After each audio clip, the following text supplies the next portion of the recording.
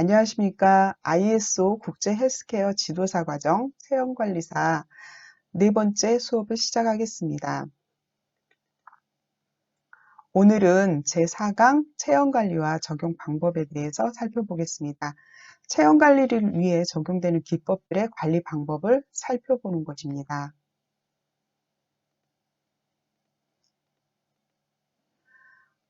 체형관리를 위해 적용되는 방법 중 첫 번째 식사요법입니다.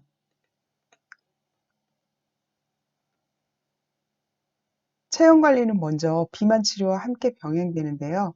비만 치료를 위한 방법은 크게 식사요법, 운동요법, 행동수정요법, 약물치료, 수술치료 등 5가지로 크게 나누어 볼 수가 있습니다. 이번 시간에는 그 중에서 식사요법에 대해서 알아보는 시간 갖겠습니다. 식사요법은 섭취량을 줄여서 축적된 지방을 에너지원으로 씀으로써 축적된 지방을 소비하는 방법인데요. 하루에 총 섭취하는 열량을 줄여줌으로써 그 부족한 만큼 축적되어 있는 지방을 쓰는 것입니다. 이 경우에도 건강을 해치지 않는 것이 가장 중요하기 때문에 건강을 해치지 않기 위해서 필요한 영양소는 골고루 섭취하는 방향으로 가야 되겠습니다.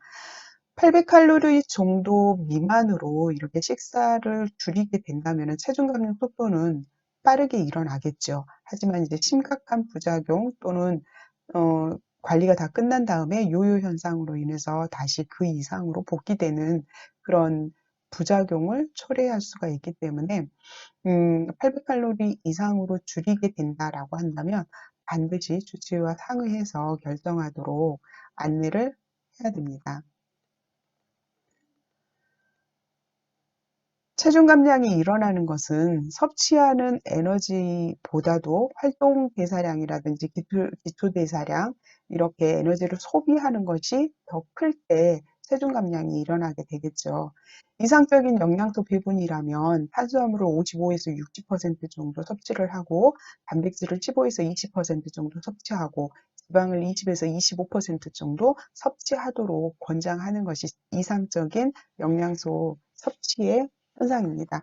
하지만은 비만한 경우에 다이어트를 하기 위해서는 주로 단백질을 줄이는 것은 권장하지 않고요.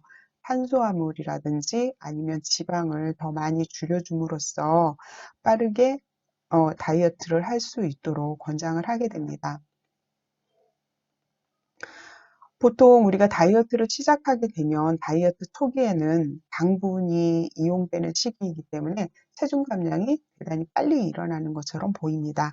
하지만은 당분이 다 소비되고 나서는 지방이 소비되는 시기가 오게 되는데 지방은 칼로리가 높기 때문에 그때는 서서히 이렇게 빠지는 것처럼 느껴지죠. 그래서 고객들은 이 시기에 정책이라고 느끼게 되고 대단히 답답한 마음을 갖게 되면서 어, 체중 감량만을 목적으로 잘못된 선택을 하기도 하고요. 또는 이 시기에 다이어트를 그만두기도 합니다. 대단히 힘든 시간들을 지내게 되는데요. 하지만 다이어트라는 게 우리가 체지방을 감소하는 것이 목적이잖아요. 그리고 체지방을 감소는 다이어트 초기부터 사실은 꾸준히 일어나고 있는 거거든요. 그런데 이제 다이어트 과정 속에서 이런 답답함을 이기지 못하고 이제 잘못된 선택을 할 수 있는 고객들에게 우리가 이런 것들을 지식을 알고 있어서 이런 지식들로 고객들의 불안감을 낮춰주고 고객들에게 동기부여를 해주는 그런 안내할 수 있는 것에 이렇게 초점을 맞춰줘야 되겠죠.